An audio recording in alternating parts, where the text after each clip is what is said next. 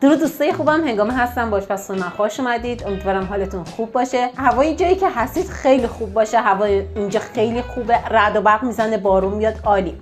من اومدم تو این هوای خوب چی درست کنم؟ دلمه برگ ما. فصل برگای تازه انگور، فکر میکنم دیگه همه اینو میدونیم دیگه. الان موقعشه که دلمه درست کنیم، دلمه برگ درست کنیم. ویدیو لایکش کنید، با دوستای خودتون به اشتراک بذارید، پیج اینستاگرام هم حتما فالو کنید، کلی هم آموزش اونجا میذارم براتون. بعدش هم بریم با هم یه برگ دلمه خوشمزه درست کنیم. برای درست کردن دلمه اول از همه مواد داخل دلمه رو آماده میکنیم. اولش چیکار میکنیم؟ یه دونه پیاز درشت رو سرخ میکنیم. پیازم رو ریز نگینی خورد کردم، ریختمش تو مایتابه تا تفت بخوره و سرخ بشه. خیلی نباید سرخ بشه، اما تفت بخوره، طلایی بشه، سبک بشه. پیازم که یه خورده تفت خورد، سبک شد، بهش یه قاشق چایخوری زردچوبه اضافه میکنم. 2-3 دقیقه هم با زردچوبه تفتش میدم. حالا 400 گرم گوشت چرخ کرده رو بهش اضافه میکنم، تفتش میدم. بعد بچه‌ها یه چیزی بگم، وقتی که میخواید برای دلمه، موادی که برای دلمه میخواید استفاده کنید رو آماده میکنید، گوشت و اینا رو نباید زیاد بپزید، یعنی کامل پخته نشه. یه تفت کوچولوش میدیم اما کامل نمیپزیمش.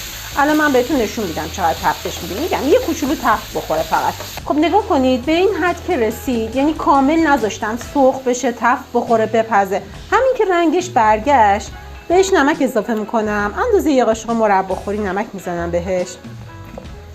بعد بهش لپه و برنجی که پختم و نیم پس کردم، لپه‌مو گذاشتم 2-3 ساعت خیس خورده. یه استکان چای خوری لپه و یه استکان چای خوری برنجه گذاشتم با زردچوبه و نمک و یه مقدار کم روغن، نیم پس شده. اینو بهش اضافه میکنم.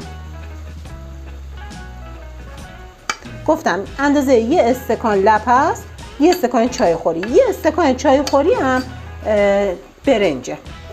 اینو میریزم توش. خب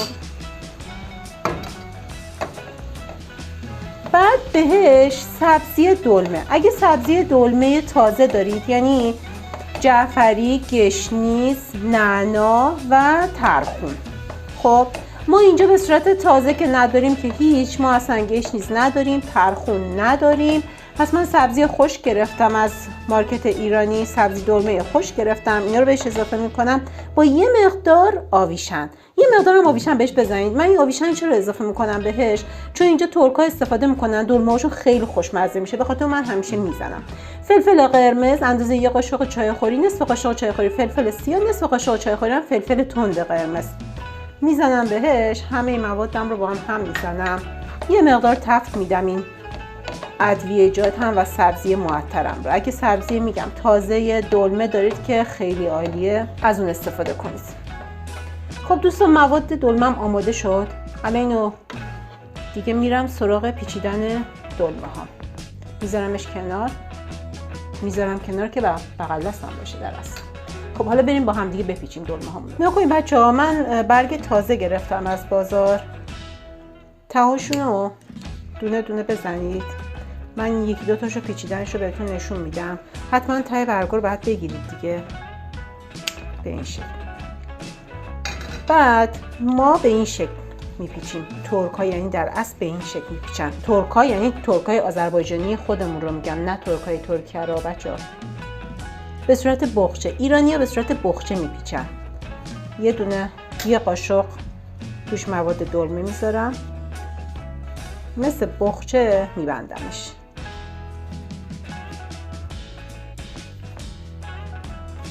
بعد اینجوری پشت و رو، یعنی اون قسمتی که بستیم باید زیر باشه. دوباره حالا من چند تا رو بهتون نشون میدم.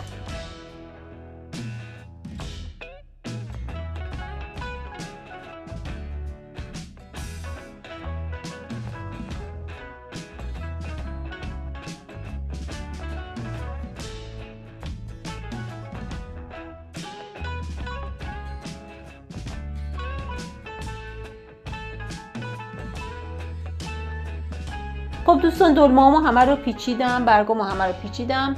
حالا میخوام سسش رو آماده کنم. سسی که میخوام برای روش بریزم، اندازه یه لیوان کوچیک آب، یه قاشق غذاخوری شکر. قرار نیست که دلمه ها شیرین بشه بچه ها. بعضی شیرین دوست دارند ولی این استاندارد این دلمه است.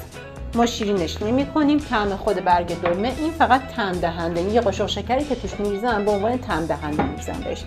اندازه یه قاشق چای خوری هم نمک. حرارت روشن میکنم آجر رو تا موقعی که شکر حل بشه و یه غل کوچیک بخوره. خب همین که شکرم آب شد اندازه 4-5 تا قاشق غذاخوری بهش روغن زیتون اضافه میکنم. میتونید روغن مایع اضافه کنید ولی روغن زیتون طعم دلمتون رو فوق العاده میکنه، خیلی خوشمزه میکنه. من 5 تا قاشق غذاخوری پر بهش روغن زیتون اضافه میکنم. همین که یه غل زد زیرش رو خاموش میکنم. بس که این سس دلمم آماده شد، گفتم همین که یه غل زد زیرش رو خاموش کردم، میدمش روی دلمه ها. بعد این نباید غرق در آب باشه، همین اندازه 1 لیوان که فقط کف قابلمه رو بگیره.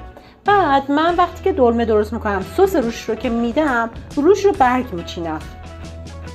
اینجوری خیلی بهتره، یعنی اون بخاری که ازش بلند میشه هیچیش بیرون نمیاد، همه تو خود دلمه میمونه.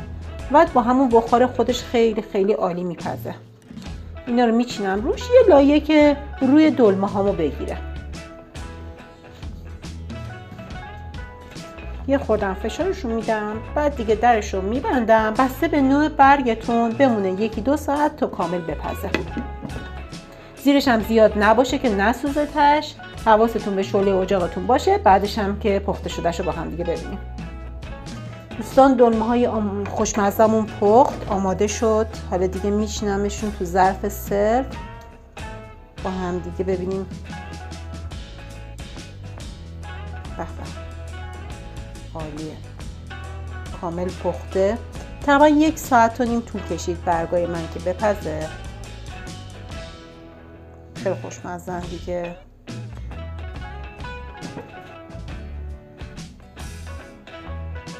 خب دوستای خوبم، امروزم خیلی ساده و شیک آشپزی کردیم، دلمه درست کردیم. توی این فصل یکی از اون غذاهای واقعا خوشمزه است. حتما درست کنید. امیدوارم که از ویدیو لذت برده باشید. کلی دوستتون دارم، واقعا میگم.